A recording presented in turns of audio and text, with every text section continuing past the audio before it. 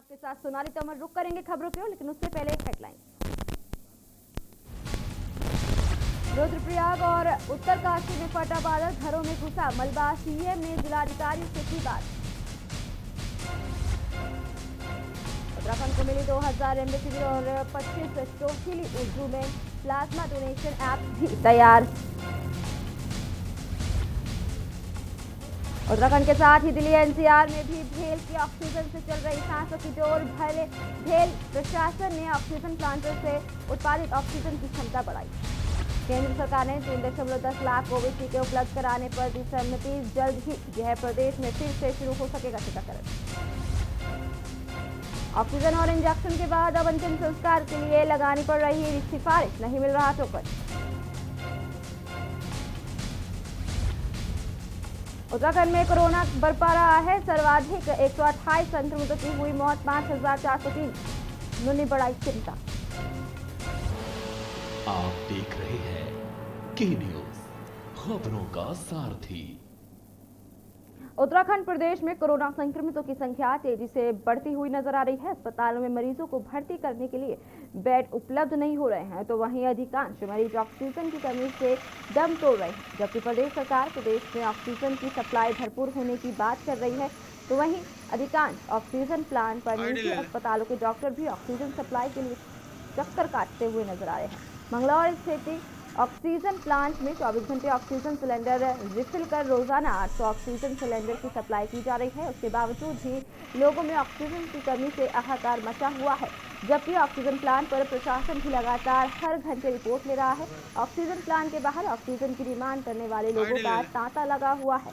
ऐसे हालात में सरकार को कोई ठोस कदम उठाना होगा, जिससे लोगों को ऑक्सीजन मुहैया की जा सके। केंद्रीय संवाददाता ने रात में जाकर ऑक्सीजन प्लांट का जायजा लिया।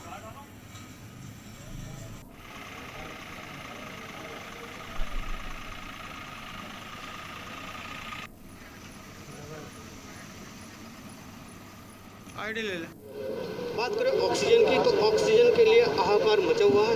इस वक्त मंगलोर में गैस प्लांट है, ऑक्सीजन प्लांट उस पर खड़े हैं। रात का समय मैं आपको दिखाना चाहूँगा, ये ऑक्सीजन प्लांट है मंगलोर झबरेड़ा मार्ग पर। इसमें सैकड़ों की तादाद में जो ऑक्सीजन लेने वाले की यहाँ भीड़ देखी जा सकती है। वो लोगों को दिक्कत भी आ रही है। कुछ लोग हमारे साथ हैं, उनसे जानेंगे कि क्या क्या परेशानी है, कब से खड़े हैं और क्या क्या दिक्कत आ रही है आपको। 10 बजे के करीब से खड़े हैं और दिक्कतें ये आ रही है कि यहाँ हॉस्पिटलों की भी गाड़ी आ रखी है और वीआईपी लोग भी आ रखे हैं। और फिर उसके बाद धीरे धीरे 5-5 सिलेंडर हमारे भी ले रहे हैं। 64 तक संख्या गिनी थी इन्होंने, जो 64वीं संख्या इन्होंने अंदर ले ली, उस 64वीं में हम भी हैं। तो उनका ये कहना था कि सुबह 10 बजे से खड़े हैं, रात का समय है, अभी तक इनका नंबर नहीं आया। हमारे साथ जो ऑक्सीजन प्लांट के मैनेजर हैं उनसे भी बात करेंगे। सर, जैसे कि बता रहे हैं कि काफ़ी दिक्कत आ रही है, बाहर भी सिलेंडर जा रहे हैं। जबकि जॉइंट मजिस्ट्रेट मैडम आई थी, उन्होंने कहा था कि आपको जो है उत्तराखंड के जो पेशेंट को फ्री किया जाएगा। क्या कहना चाहेंगे? सिलेंडर नहीं जा रहे हैं सर, जो भी हैं वो जो गाइडलाइन है, एज़ पर गाइडलाइन हम कोशिश यही कर रहे हैं कि जो इस प्लांट के ऊपर डिपेंडेंट हॉस्पिटल हैं, कुछ हॉस्पिटल यूपी बॉर्डर से भी लगे हुए हैं या कुछ अपने यहाँ के भी हैं जो हमसे आज से 15 से 20 सालों से जुड़े हुए हैं। जो लोग हम कोशिश कर रहे हैं उनको 100% सर्विस ना दे के, जो मतलब जो बॉर्डर के लोग हैं जो 15-20 सालों से जुड़े हुए हैं, हम 100% ना देके फिर भी उनके 5-10 सिलेंडर भर के देते हैं। लेकिन मेरी कोशिश ये है या हमारी कोशिश ये है, पूरी टीम की हमारी ये कोशिश है कि जो जिस हमारे प्लांट से जो रुड़की हरिद्वार क्षेत्र में जितने हॉस्पिटल चल रहे हैं हम उनको प्रायोरिटी दें, और मैं दे भी रहा हूँ सर इस चीज़ के लिए। तो ऑक्सीजन प्लांट के मैनेजर इनका ये कहना था कि जो बाहर से आ रहे हैं उनको भी दिया जा रहा है, और जो कुछ दिक्कत हालांकि आ रही है, काफ़ी तादाद में यहाँ ऑक्सीजन लेने वाले रोगी है, जो उनके रिश्तेदार खड़े हैं। मंगलोर से के न्यूज़ के लिए अकील अहमद। हरिद्वार देहात में कोरोना कर्फ्यू का सख्ती से पालन कराने को लेकर लक्सर पुलिस के जवान सड़कों पर उतर गए हैं। 12 बजे ही कोतवाल और एसएसआई ने पुलिसकर्मियों के साथ पैदल मार्च निकालकर जरूरी सामान की दुकानें बंद करवाई। इसके साथ ही पुलिस ने बाजार में बेवजह घूम रहे लोगों को नसीहत देकर घर भेजा जा रहा है। आपको बता दें कि लक्सर में कोरोना को देखते हुए प्रशासन ने बाजार में अति आवश्यक वस्तुओं की दुकानों के खुलने का भी समय घटाकर दोपहर 12 बजे तक कर दिया गया है। रविवार को ही जिलाधिकारी ने इसके आदेश जारी कर दिए थे। इस आदेश का पालन कराने के लिए सोमवार को पुलिस खासी मुस्तैद दिखाई दी। बता दें कि 12 बजे ही कोतवाल प्रदीप चौहान और एसएसआई नितेश शर्मा ने पुलिसकर्मियों के साथ लक्सर के मेन बाजार, loco colony, luxury, Govardhanpur road, Raisi road और तमाम चौराहों पर पैदल मार्च निकाले।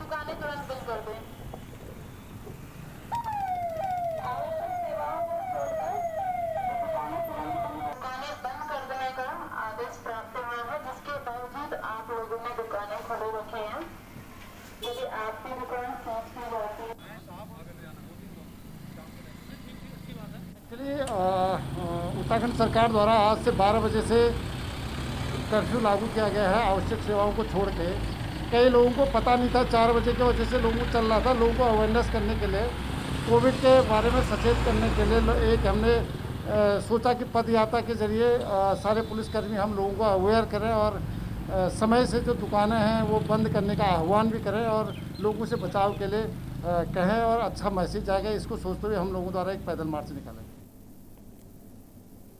उत्तरकाशी में चिन्यालीसौड़ ब्लॉक के कुमराड़ा गांव में मौसम ने तबाही मचाई है। गांव में हुई मूसलाधार बारिश के चलते जाकर गदेरा अचानक उफान पर आ गया, जिसके ग्रामीणों ने के खेतों, खलियानों और घरों में पानी और मलबा भर गया। हालांकि अतिवृष्टि से अभी तक किसी प्रकार की जनहानि होने की सूचना नहीं मिली है। वहीं क्षति का आंकलन करने वाले के लिए राजस्व, पुलिस और एसडीआरएफ की टीम मौके के लिए रवाना हो गई। उत्तरकाशी जिले में सोमवार को मौसम ने अचानक करवट बदली और दोपहर बाद गिड़गिड़ाहट के साथ मूसलाधार बारिश भी शुरू हो गई। मूसलाधार बारिश के चलते गमरी पट्टी के कुमराड़ा गांव में जाकर गदेरा और नाले उफान पर आ गए।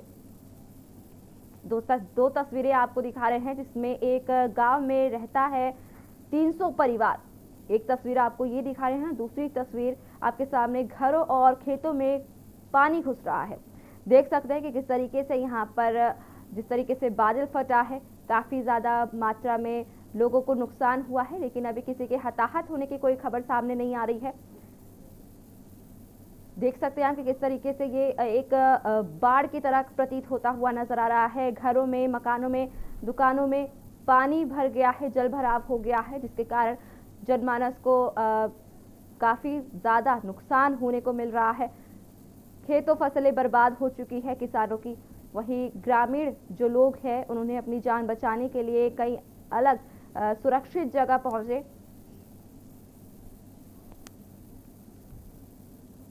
रुद्रप्रयाग के खांकरा, फतेहपुर, गैरसारी, कोटली सहित विभिन्न हिस्सों में बादल फटने से भारी नुकसान हुआ है। जानकारी के मुताबिक भरदार क्षेत्र के कोटली गांव में बादल फटने से कई घरों में मलबा घुस गया है। गांव के खेत, खलिहान और पैदल रास्ते तबाह हो गए हैं।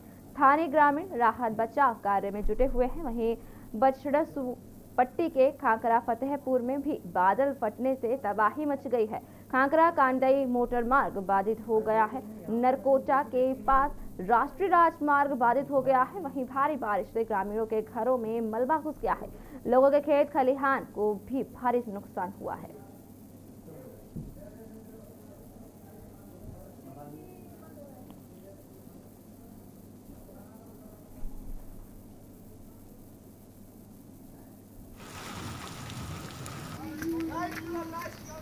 ये देखिए, लोगों का खेत पूरा तहस नहस हो। रुद्रप्रयाग जिला मुख्यालय से सटे नरकोटा गांव के सैटोक में बादल फटने की घटना से गांव में अफरा तफरी का माहौल पैदा हो गया। गनीमत रही कि इस घटना में कोई जनहानि नहीं हुई है। बता दें कि आधा दर्जन से अधिक आवासीय भवनों में मलबा घुसने से लोगों ने सुरक्षित स्थानों पर जाकर अपनी जान बचाई। रुद्रप्रयाग में आफत की बारिश के कारण रुद्रप्रयाग श्रीनगर हाईवे के बीच जगह जगह मलबा आ गया। इस दौरान एक मैक्स वाहन भी मलबे की चपेट में आकर अंकल नदा नदी में समा गई। वाहन में ड्राइवर समेत 4 लोग सवार थे, जिन्होंने किसी तरह अपनी जान बचाई। मूसलाधार बारिश के कारण कई लिंक मार्गों पर मलबा आने से मार्ग बंद पड़ गए हैं। विकासखंड जखोली के अमकोटी तुखियोर मोटर मार्ग पर एक बाइक मलबे की चपेट में आ गई, जिस कारण बाइक में सवार 2 लोगों में से एक ने दम तोड़ दिया।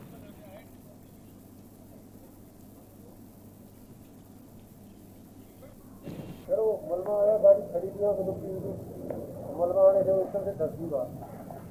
गाड़ी में कितने लोग थे? 5 आदमी थे, ड्राइवर थे।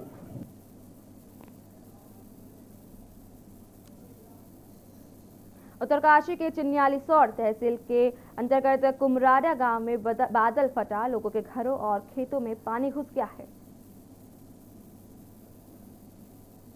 तस्वीरों में आपको दिखा रहे हैं, एक तस्वीर गांव में 300 परिवार रहता है, देख सकते हैं आप। वहीं दूसरी जो तस्वीर आपको हम दिखा रहे हैं, जहां घरों और खेतों में पानी घुस गया है। देख सकते हैं कि किस तरीके से यहां पर एक भयावह स्थिति देखने को मिल रही है।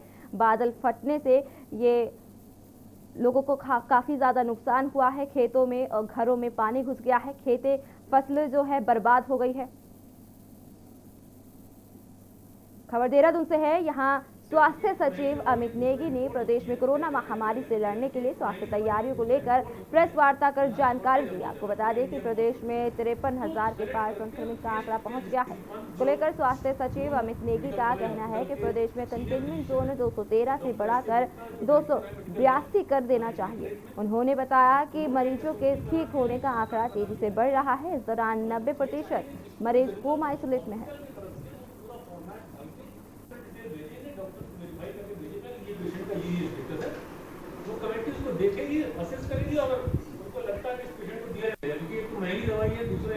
लगभग 115 स्थानों पर दबिश दी गई थी, जिसमें कि टोटल 4 मुकदमे कायम हुए और 6 लोगों की गिरफ्तारी हुई है।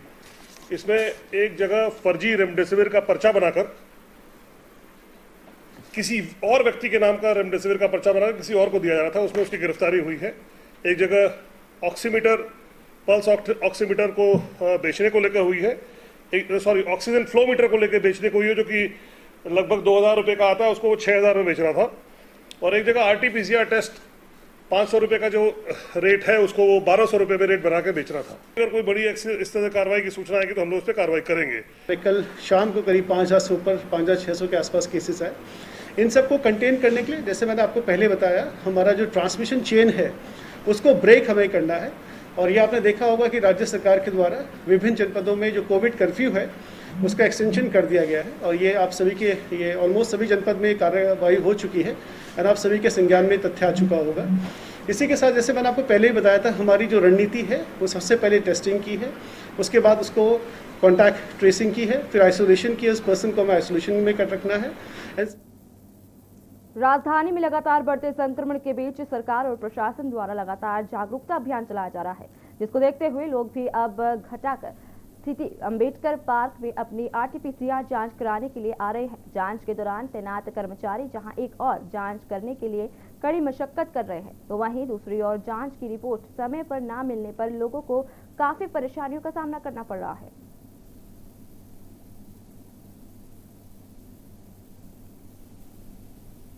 देहरादून में लगातार बढ़ते संक्रमण के चलते स्वास्थ्य विभाग और प्रशासन द्वारा लगातार जागरूकता अभियान चलाया जा रहा है। कोरोना महामारी के चलते जिस किसी को भी अपने सिम्टम्स या हालत उनकी नाजुक होती है, वो यहाँ पर आकर अपने RT-PCR की जांच करा सकता है। इस समय हम मौजूद है घंटाघर पर। आप साफ तौर पर यहाँ तस्वीरों में देख सकते हैं किस तरह से इस समय यहाँ पर जाँच की पूरी प्रक्रिया चलती है। हम इनसे जानना भी चाहेंगे कि ये पूरा प्रोसेस किस तरह से होता है। आपसे जानना चाहेंगे पूरा प्रोसेस, RT-PCR का जो भी यहाँ जांच कराने आता है वो पूरा प्रोसेस किस तरह से आप करते हैं? जी, हम यहाँ 10:30 बजे से शुरू कर देते हैं सैंपलिंग, और उसके बाद जो पेशेंट पहले आते हैं वो अपने लाइन पे खड़े हो जाते हैं। उसके बाद फिर हम एंट्री करते हैं, उनका मोबाइल नंबर, उनका एड्रेस वगैरह लेते हैं। उसके बाद फिर वायल वगैरह जो होती है, BTM वायल, उसमें नाम लिखते हैं। उसके बाद दूसरा जो LT है, लैब टेक्नीशियन, वो अपनी PP किट पहन के सैंपलिंग करते हैं। रोजाना एक दिन में कितने की जांच यहाँ पर हो पाती है? क्योंकि अभी अभी आपने ये भी कहा है कि काफ़ी दिक्कत भी आ रही है, क्योंकि जो वर्कर्स हैं वो भी काफ़ी कम है। बहुत कम मैन पावर हमारे पास बहुत कम है, और ऊपर से गर्मी का मौसम है, बहुत गर्मी है। यहाँ पे पंखों की अभी हमारे पास कोई व्यवस्था नहीं है फिलहाल। यहाँ पर एक एक करके जिनका नंबर आता है उनको वहाँ पर बुलाया जाता है और ठीक उसके उधर उनकी जाँच की जाती है। साफ तौर पर हम आपको यहाँ पर तस्वीरों में भी दिखाना चाहेंगे कि जिस तरफ इनकी जाँच होती है वहाँ पर आपको लेकर चलेंगे।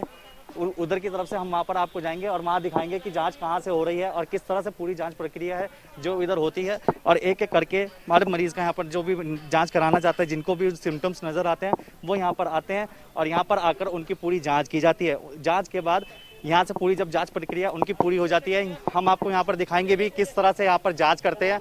इनका मुकेश सक्सेना जी, अब इनकी यहाँ पर जांच होगी। जांच कराने के बाद किस तरह से जांच होती है, उन पूरी जांच की प्रक्रिया यहाँ पर दिखाई जाएगी। आप देख सकते हैं साफ तौर पर तस्वीरों में, अब यहाँ पर जांच प्रक्रिया अब शुरू होने वाली है। किस तरह से यहाँ पर जो तैनात है, जो वर्कर्स वो किस तरह से यहाँ पर जांच करते हैं, आप साफ तौर पर देख सकते हैं। यहाँ से जांच होने के बाद इनकी जो है अब इनको दो से 3 दिन बाद इनको जो रिपोर्ट है वो इनको कोरोनेशन अस्पताल या फिर सीएमओ ऑफिस से इनको जांच रिपोर्ट मिल पाएगी। लेकिन इस समय यहाँ पर यह बात साफ तौर पर कहा जा रहा है कि समय पर जो समय दिया गया है प्रशासन द्वारा और जो यहाँ मैन पावर यहाँ पर तैनात है, जो उनके द्वारा समय दिया गया है, समय पर जो लोग यहाँ पर रिपोर्ट अपनी RT-PCR की जाँच करा रहे हैं उनको रिपोर्ट समय पर नहीं मिल पा रही है। वीडियो जर्नलिस्ट लाइक अहमद के साथ मैं अशोक कुमार, के न्यूज़ इंडिया। उत्तराखंड में अब सरकार प्लाज्मा से कोरोना का इलाज करने जा रही है। सरकार ने प्लाज्मा डोनर के लिए ऑनलाइन पोर्टल बनाया, जहां पर प्लाज्मा डोनर अपना रजिस्ट्रेशन कर सकते हैं। स्वास्थ्य सचिव पंकज पांडे ने बताया कि कोरोना से ठीक हुए 95,000 मरीजों को सरकार द्वारा SMS कर प्लाज्मा डोनेट करने की अपील की गई है।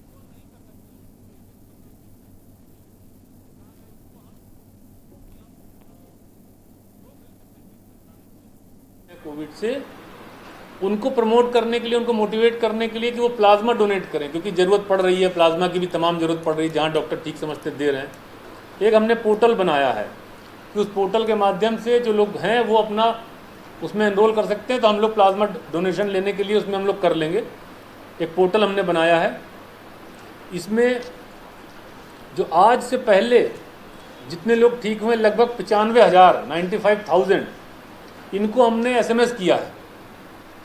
उसमें पोर्टल का डिटेल दिया हुआ और ये कहा रिक्वेस्ट करिए उनसे कि वो अगर वो ठीक हैं तो उनसे अनुरोध है कि वो अपना प्लाज्मा आके दान करें। वक्त हो चला एक छोटे से ब्रेक का, ब्रेक के बाद जल्द हाजिर होंगे।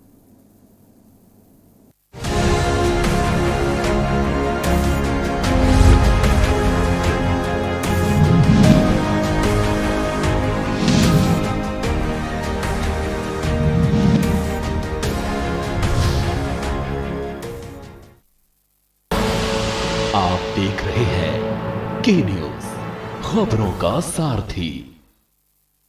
जुबान के लिए उड़ चला गैरों की ज़मीं पर, खुशबू अपने पन की ढूंढता। दूर कितना भी जा, इस जुबान से दूर ना जा पाओगे। विमल, बोलो जुबान केसरी। आप देख रहे हैं के न्यूज़, खबरों का सारथी।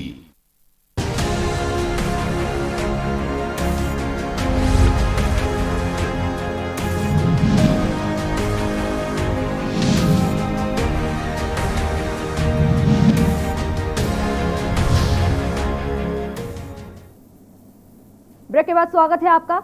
उत्तराखंड में बढ़ते कोरोना संक्रमण और उसकी रोकथाम के लिए केंद्र सरकार के आदेश पर ऋषिकेश के IDPL स्थित हेलीपैड मैदान में अत्याधुनिक सुविधाओं से लैस 500 बेड के कोविड अस्पताल के निर्माण का कार्य शुरू हो गया है। DRDO को 25 दिन के भीतर अस्पताल के निर्माण का जिम्मा सौंपा गया है। सोमवार को नगर निगम महापौर अनीता ममगाई ने हॉस्पिटल निर्माण कार्य का निरीक्षण किया। इस दौरान उन्होंने अस्पताल के निर्माण का जिम्मा संभाल रहे DRDO के सूबेदार मेजर सुभाष को हर संभव मदद का आश्वासन दिया। बिजली पानी की आ रही दिक्कतों पर तत्काल संबंधित अधिकारियों को महापौर ने उन्हें मौके पर बुलाया। इस दौरान महापौर ने निर्माणाधीन स्थल पर टैंकरों से सैनिटाइजेशन भी शुरू किया।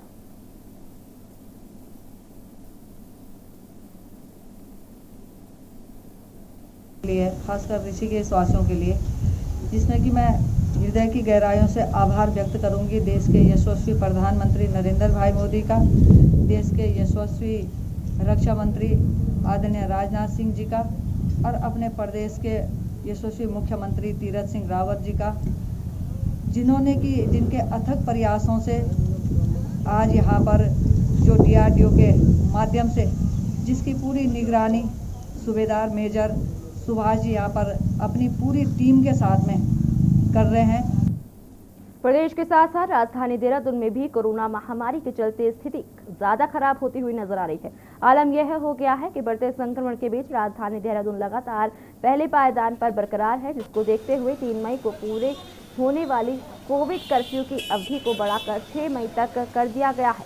राजधानी में बढ़ते संक्रमण को देखते हुए आवश्यक सेवाओं में खुलने वाली दुकानों का समय 2 बजे से घटाकर 12 बजे तक कर दिया गया है। इस बीच राजधानी के मुख्य मार्गों पर पुलिस प्रशासन कितना अलर्ट मोड पर है, इसी का जायजा लेने के लिए हमारे केंद्रीय न्यूज इंडिया संवाददाता अशोक कुमार ने जायजा लिया।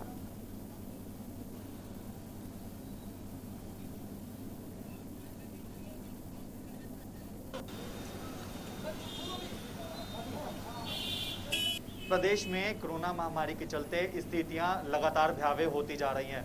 आलम ये हो गया है कि रोजाना 5000 से अधिक मामले सामने आ रहे हैं, जिसमें कि देहरादून यानी कि राजधानी पहले पायदान पर लगातार बरकरार है, जिसके चलते 3 मई को पूरी होने वाली कोविड कर्फ्यू की अवधि को 6 मई तक के लिए बढ़ा दिया गया है। इस समय हम मौजूद है घंटाघर पर। आप साफ तौर पर मेरे पीछे तस्वीरों में देख सकते हैं, यहाँ पर जो भी अनावश्यक काम के चलते घरों से बाहर निकल रहा है, पुलिस उनकी लगातार यहाँ पर चेकिंग कर रही है, जो कि अब जो नई गाइडलाइन जारी की गई है उसमें भी बाजार को 12 बजे तक खोलने की अनुमति दी गई है। लगातार यहाँ पर चालान काटे जा रहे हैं। यहाँ पर इस समय देखिए, यहाँ चालान की प्रक्रिया यहाँ पर जारी है। हम इनसे जानना चाहेंगे कि सुबह से लेकर अब तक कितने चालान काटे जा चुके हैं, पूरी बात जानेंगे कि क्या कुछ रहा है अब तक के। आपसे जानना चाहेंगे सुबह से लेकर अब तक के कितने चालान काटे जा चुके हैं और क्या कुछ इस समय प्रक्रिया चल रही है। अभी यहाँ पर जो अनावश्यक रूप से जो घूम रहे हैं, विदाउट परमिशन या अनावश्यक रूप से घूम रहे हैं, उनके ये चालान कट रहे हैं। जो गाड़ी उनकी सीज उच्च अधिकारियों के द्वारा ये बताया गया है कि उनकी गाड़ी को सीज कर रहे हैं, जिससे ये लगाम लगाया जाएगा। कोरोना जैसी बीमारी जो फैली पड़ी है उसको रोकने के लिए इनका लॉकडाउन का नियमों का पालन करा रही है। ज़्यादा अग्रेसिव हो ही जाते हैं लॉकडाउन की वजह से। थोड़ा हम पुलिस संयम बना कर रखती है, पूछताछ करती है। अगर विदाउट परमिशन है और अनावश्यक रूप से घूम रहे हैं तो उनकी गाड़ी के सीज का जो उच्च अधिकारियों द्वारा आदेश दिया गया है, उनकी गाड़ी को सीज किया जाए, तो हम गाड़ी सीज कर रहे हैं उनकी गाड़ी। तो लगातार स्थितियां जो हैं राजधानी की भयावह होती जा रही हैं। आलम यह हो गया है कि लोग बाग को अनावश्यक काम के चलते जो लोग बाग घरों से बाहर निकल रहे हैं उस पर ठोस कार्रवाई भी की जा रही है। लेकिन इस समय जो मौजूदा हालात हैं, और ऐसा कहना बिल्कुल भी गलत नहीं होगा, जो वर्तमान समय इस समय चल रहा है और जिस तरह से अभी 3 दिन कोविड कर्फ्यू की अवधि बढ़ाई गई है, अगर हालात यही रहे तो ऐसा कहना बिल्कुल भी गलत नहीं होगा कि कोविड कर्फ्यू की अवधि को नहीं बढ़ाया जाएगा। वीडियो जर्नलिस्ट लईक अहमद के साथ मैं अशोक कुमार, के न्यूज इंडिया, देहरादून। उत्तराखंड में कोरोना के बढ़ते मामलों से प्रदेश में हालात चिंताजनक बने हुए हैं। अस्पतालों में ऑक्सीजन बेड, आईसीयू और ऑक्सीजन की कमी बढ़ती जा रही है, जिसको लेकर विधायक अपनी विधायक निधि से 1 करोड़ रुपए सरकार को देंगे। देहरादून की राजपुर विधानसभा से विधायक खजान दास का कहना है कि क्षेत्र के सभी अस्पताल प्रशासन को निर्देश दिए गए हैं कि इलाज के लिए जिन उपकरणों की आवश्यकता है उनकी लिस्ट बना कर दें, जिससे कोरोना के इलाज में मदद कर सके। वहीं के न्यूज संवाददाता ने बीजेपी विधायक खजान दास से खास बातचीत की। उत्तराखंड में जो है कोरोना महामारी ने अपने पैर पसार लिए हैं और मामले ज़्यादा तादाद में आ रहे हैं संक्रमण के, और किस तरह से राजनेता इस पूरे मामले को लेकर काम कर रहे हैं इस महामारी में। इस वक्त हमारे साथ हैं राजपुर विधानसभा से विधायक खजान दास जी। सर, किस तरह से आप लोग जो है पूरे यहाँ पर काम कर रहे हैं आपदा में, क्या योजना है, क्योंकि अभी विधायक निधि से भी जो है पैसा देने की बात चल रही है। देखिए, इस समय स्थिति बड़ी नाजुक है पूरे उत्तराखंड में। अभी जिस तरह से जो एक कोहराम सा बचा हुआ है, डेथें अधिक हो रही है, बड़ा चिंतन का विषय भी है, दुखदायी विषय भी है। और किस इस महामारी से उभार करके हम लोग आए, इसके लिए सभी जनप्रतिनिधि अपने अपने दायरे के तहत अपना जो भी सहयोग कर सकते हैं वो कर रहे हैं। मुझे ये कहना है कि विशेषकर जो अभी विधायक निधि का पैसा जो जनता का ही पैसा है, इस पे विधायक का किसी भी प्रकार का कोई ऐसा नहीं है। ये जनता का पैसा है, जनता के काम में आना चाहिए। तो अभी 1 करोड़ रुपया फिलहाल के लिए कह दिया गया है सीडीओ को कि आप तत्काल प्रभाव से जहां संबंधित को ये पैसा रिलीज करें, ताकि हमारा, जैसे मेरे विधानसभा में 2-3 हॉस्पिटल, सरकारी हॉस्पिटल आते हैं, चाहे वो अभी कोरोनेशन हो और चाहे अभी हमारा दून मेडिकल कॉलेज हो और चाहे गांधी शताब्दी हो, तो इसमें जो व्यवस्था है उनकी रिक्वायरमेंट पूछी गई है कि क्या आपको चाहिए, वो पैसा उनको तत्काल प्रभाव से रिलीज होकर के, ताकि अभी जैसे मान लिया जाए कि ऑक्सीजन की बहुत बड़ी किल्लत हो रही है, ऑक्सीजन नहीं मिल पा रहा है, सरकार भी अपने प्रयास में लगी हुई है, किंतु ऑक्सीजन के लिए जो भी व्यवस्था है उचित व्यवस्था की जाए वो तत्काल हम देने के लिए तैयार हैं। ऑक्सीजन सिलेंडर उपलब्ध नहीं हो पा रहे हैं, किंतु जैसे माननीय मुख्यमंत्री जी ने निर्णय लिया कि हम तुरंत ही इसकी व्यवस्था करवाएंगे, ताकि जो संबंधित कंपनियां हैं उन कंपनी को कह करके सिलेंडर उपलब्ध करवाएंगे, ताकि कोई बिना ऑक्सीजन के कारण किसी की डेथ न हो, उसको बचाया जा सके। ये निर्णय हमने लिया है। विधायक खजान दास जी से हमने बात की है। उनका मानना है कि जो उनके क्षेत्र के हॉस्पिटल है वहां पर अधिकारियों से एक लिस्ट बनवाई जा रही है किन चीज़ों की उन्हें आवश्यकता है और जल्द ही उन आवश्यकताओं को पूरा किया जाएगा। देहरादून से खुशवंत चौधरी के साथ मैं नवाब चौधरी, के न्यूज़ इंडिया। फिलहाल के लिए इतना ही। बाकी की तमाम खबरों को जानने के लिए आप देखते रहिए के न्यूज़ इंडिया।